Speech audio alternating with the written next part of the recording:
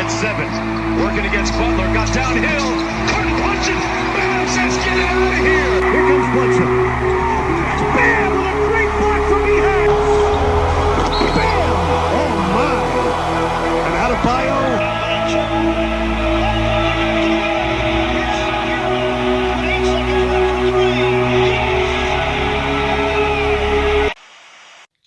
So what's going on, you guys? Your man NBA fan crazy here, back on the channel with another video. So the Miami Heat beat the New York Knicks 109 to 103, partly because of how well Bam Adebayo played.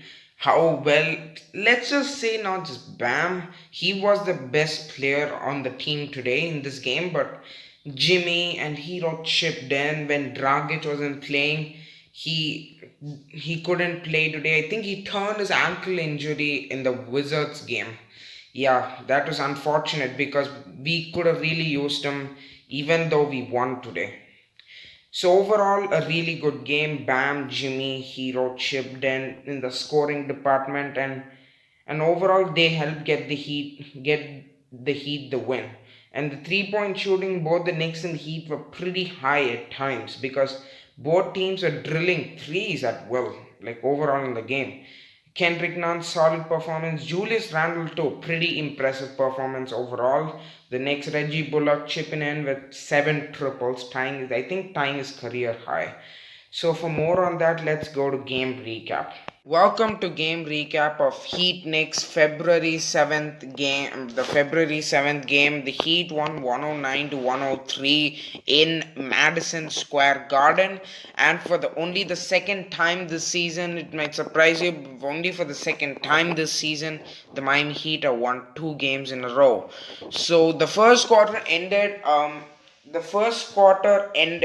With a Bam Adebayo block on Julius Randle. The Heat had a 2-point lead, 25 to 23. Second quarter was pretty up and down. Both teams pretty explosive scoring quarters, especially New York. 36 points in the quarter, Miami 35, and in the third quarter, Miami outscored New York 22 to 18 here. 22 to 18, taken 82 to 77 lead, and then in the final quarter managed to pull it out 109 to 103 to secure the win for the Miami Heat in NYC. The Knicks will come to Miami Tuesday night. The Heat will be wearing their City Edition jerseys. Here, vice versa, New York, the Knicks will be wearing the Black City Edition jerseys. So let's get into game recap. So let's start off from the Knicks side. Immanuel Quickley wasn't that good today. He is largely rendered ineffective by the Heat double teaming him at times. He was rendered largely ineffective. And when I watch his game, he really does. I'm not going to criticize Immanuel Quickley here because though he didn't play well, I've seen him in other games and I know he's more capable than that. I'm not criticizing him, not by the slightest. He's just gonna improve, and the Knicks have done pretty good moves. Now pretty much the time to start questioning the Kristaps Porzingis trade from the Knicks side and from the Mavs side. Because Kristaps Porzingis, as good as he is, I don't know whether he has the same appeal that he did now. He has the same appeal that he did then. Because it seems pretty clear, the opinion everyone has right now is that Luka needs a guy who's better than Porzingis, because Porzingis, like, people say he has to post up a lot but too weak to do that. Now look at this. The Knicks have the Mavs 2 first-round picks, which may decline in value, but as of right now they are high value. That is depending on whether Dallas goes up from here, because I do believe they will, but I'm telling as of right now who they got back. But I do think the Mavs still won the trade. But look, the Knicks didn't lose the trade entirely as people said they would. I mean, look at this. They, from the cap space they freed up, they got Marcus Morris, flipped him to the Clippers. They got Jerome Robinson, who hasn't played, who they flipped to Washington. Now he's in Washington, a 3-team trade. But Overall, they got Emmanuel quickly out of the pick. He's pretty productive. He must be on the. And one thing which impresses me is that with Tom Thibodeau coaching the Knicks, he's not the kind of guy who gives gives young guys minutes just like any other rebuilding coach would. He makes the young guys earn the minutes, and just like Eric Reed said, he wins games through his veteran players. Same like what Jimmy went through. Once Thibodeau realized he was really good, he made Jimmy earned his minutes. Thibodeau started playing him more in in the Bulls starting lineup. At times as the small forward, and even at times as the small shooting guard and small forward, because Butler's basically a big guard who can actually play small forward. To be honest with you, 6'7", 230 pounds. So he's lost some few pounds, like 12 pounds over the week before the return against Sacramento. But overall, I like how the Knicks played, and though they might still be the laughing stock of the league, it gives me, when I watch them play, I really liked it, man. Their defense was really good, and according to Eric Reed today, New York had the best field goal percentage defense today. I was watching the game on Fox Sports Sun, and though I don't watch a lot of football, and I'm being honest with you, I really don't watch a lot of football. Okay, um, they're in the middle of the game. I do think they're having fun talking about Super Bowl there. Super Bowl, John and Eric, they're displaying the picks. I think three, three out of the two people in the Fox Sports Sun crew went with Kansas City to win the Super Bowl. So it was a fun night. So it was basically overall a fun night. So now the Heat are 6-2 on Super Bowl Sundays, 2-1 against New York. Overall very fun night, and I was watching this. The deciding pick came down to Jason Jackson. He went with Kansas City, though the Chiefs got blown out today by the Buccaneers 31-7, if I'm right. So either way, I don't keep up with a lot of NFL, but I do know this for a fact. It was fun to hear them talk about NFL too at times. Overall, discussing about Brady and the Patriots winning at Lambeau Field, how Kansas City, Mahomes and Brady, because John at times was talking about that in the game. But coming back to this, overall the Knicks, I really like the way I saw them play. The defense was really good, and I can see the mentality change, because this is the same group who did not have a good defensive rating last season. So basically, it's the same personnel. Basically, proves my point. Tom Thibodeau is a defensive-minded, oriented coach who brings out the best in his personnel, and the Knicks played pretty well today. Gave us a scare, but we still won. But props to the Knicks, because they won against good teams too, man. They won against good teams. So Knicks are now, the New York's now 11-14 on the season. Julius Randle might be an all-star this season, and I've not watched a lot of Julius Randle this season, but to your point, I can see why people call him an all-star. He's greatly improved. He's pretty improved his defense, using his athleticism and physical tools, because in order to be a good defender, either you have to have an understanding, great defensive IQ, you need to have physical tools. In that way you can compete on D. But overall, they won against good teams. They won against Milwaukee. They've also won against Indiana in the Bankers Life Fieldhouse. They won against Utah in MSG. So I'm just saying, it's not like the Knicks are scrubs by any means. They're better than last season, though they have 11-14 record. It's not like they're as bad as last. They're pretty respectable. I'll give them that respect. But overall, I really like the Knicks play today.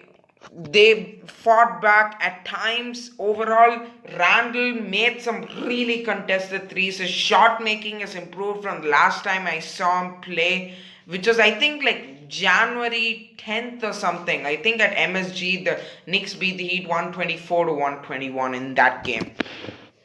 But overall, Randall's shot making has improved. He made some two tough threes to end the second half. That's pretty impressive though. Julius Randle 26 points, 10 for 18, 3 from the field, 3 for 4 from the free throw line. The Knicks too had a really good night from the 3-point line, and I'm concerned about the way this is going, because it seems like every single team has that one guy who plays really well against us. This time it was Reggie Bullock with his 7 triples, tying his career high, if I'm right. And we gave up 16 triples to one. Sorry to your any Nick fan who's watching this, but the worst 3-point shooting team percentage wise. We can't give up 16 threes to the Knicks. And as per what they said, Reggie Bullock's the only trustable shooter. And I watched through the game, it pissed me off because they couldn't figure out the Randall drive and kick to Bullock. And one thing which we did was put Bam on Randall, which limited his effectiveness at times, because Randall primarily scored through mismatches and tough shot making, which are ridiculously contested. I think two were like by Olenek at times too. So overall, the Knicks gave us a good fight. It was a really good game. And I like the defense. I like Randall.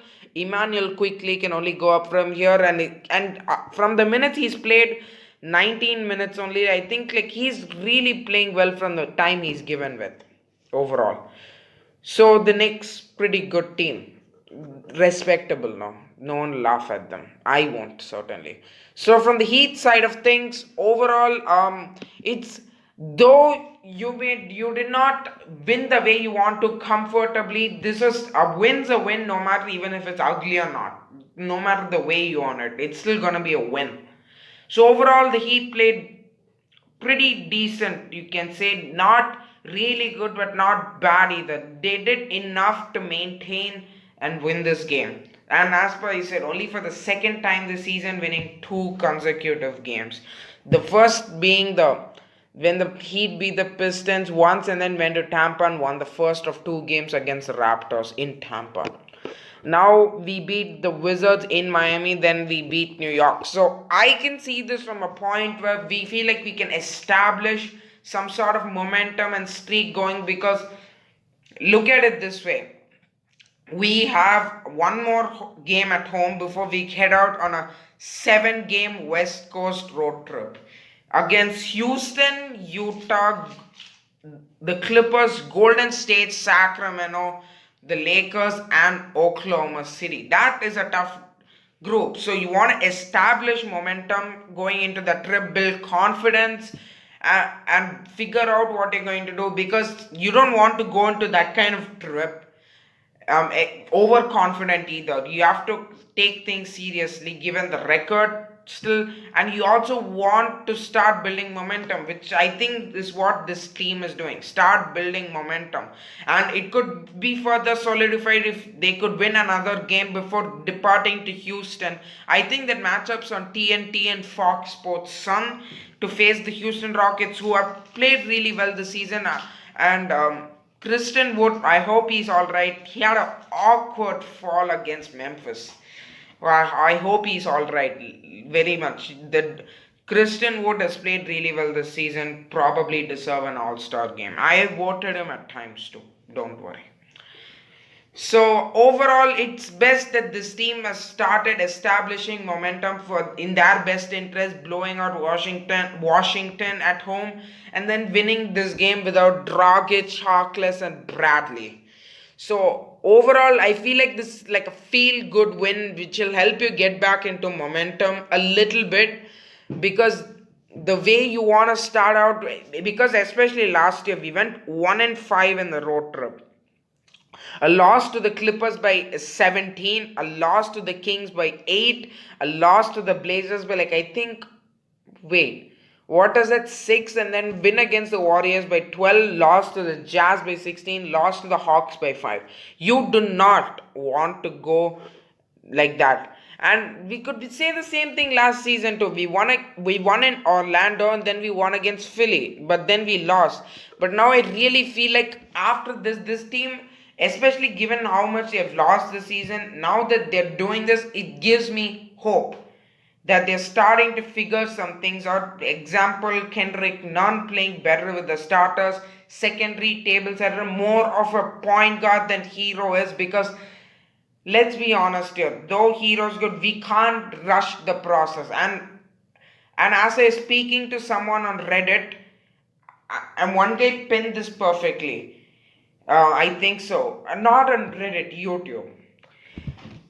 The Heat are starting to realize that Hero is more of a two guard than he'll be a pure two guard than he will be a combo guard. He's basically a two guard who sometimes flashes dribbling skills and can sometimes go organize the offense, but you can't expect him to do that because he's more of a two guard with he's more he plays like a two guard. He has a size of a two guard, as not including the wingspan that he has, but overall size 6'5", 195. And I expect him to bulk up a little bit because his driving game looks better than last season. Shots not going in a lot of times, but he's been still hitting enough to keep the defense honest at times too. So overall, Tyler Hero, pretty good night, and at times he made some key shots, especially the dagger that he hit. The confidence of this young man is what I really like. Tyler Hero, he's played really well since coming out the bench. It helps him to focus on scoring a lot. Kendrick Nunn, once usual, played really well in the first half. We didn't need a lot in the second. We didn't go to him a lot in the second half. We played primarily through Bam, Hero, and Butler, three best players, with Dragic out. And Bam is at a point where I said he has to figure out when to attack and when to facilitate. Today, I saw him take advantage of mismatches. And one particular instance comes to my mind when they Euro stepped Reggie Bullock. When he does that, no one can stop him. I hope it's time for Bam to realize that what he has, he can take any center off the dribble with his speed, except for very, very few centers. He can take some of those slow centers off the dribble, use his quickness, and now that he has that kind of jump shot, at least people start respecting it a little bit more than last season. It'll help his progress and only make defenders respect him a little bit beyond the paint, which makes it easier for him and for the others on the Heat. And Jimmy Butler struggling from the field at times, but he did hit some big shots. One big dime and a big shot. Got himself to the free throw line, as John Crowdy said.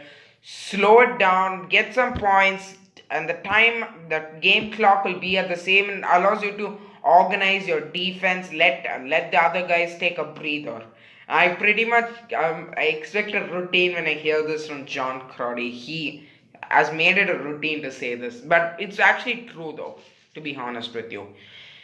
And overall on the night, it's a pretty good win. It helps us get back, and now that we're facing the Knicks on Tuesday, have a familiarity with this team, and they know that a tough trip is coming up, so it's in their best interest to win on Wednesday before departing on playing Houston on Thursday and the tough road trip following on. So for more on this video, let's go to the Miami Heat plays of the day. So it's starting right now. He got 6 triples in the first half tonight in 8 tries. Bam! Euro stepping for the finger roll and foul. High pick and roll. Butler for the cutting Olynyk off a...